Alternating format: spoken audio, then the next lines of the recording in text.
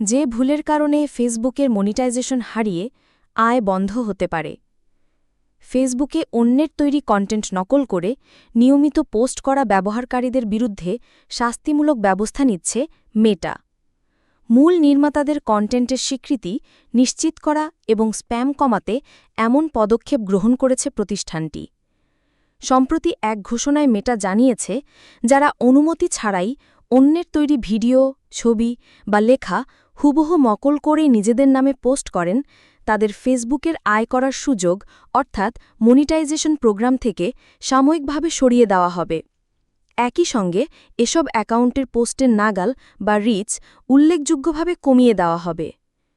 মেটার তথ্যমতে প্রায়ই দেখা যায় একই ভিডিও, মিম বা লেখা বিভিন্ন অ্যাকাউন্ট থেকে বারবার পোস্ট করা হচ্ছে, যা অনেক সময় মূল নির্মাতার অনুমতি ছাড়াই প্রচারিত হয়।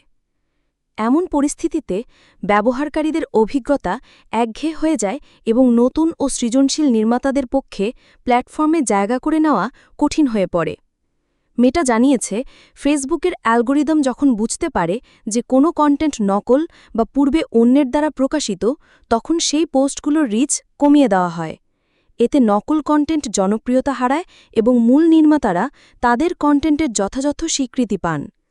মূল নির্মাতাদের স্বীকৃতি নিশ্চিত করতে মেটা কিছু পরীক্ষামূলক ফিচার চালু করেছে।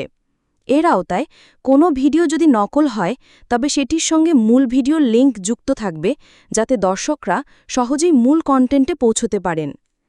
তবে যারা অন্যের কন্টেন্ট শেয়ার করলেও তাতে নিজস্ব ব্যাখ্যা, মতামত, ভয়েস ওভার বা বিশ্লেষণ যুক্ত করেন, তাদের উপর এই কঠোর নীতিমালা প্রযোজ্য হবে না। বরং অর্থবহ সম্পাদনা এবং নিজস্ব উপস্থাপনার মাধ্যমে কন্টেন্ট ব্যবহারের পরামর্শ দিয়েছে মেটা। সূত্র দ্য ভার্জ।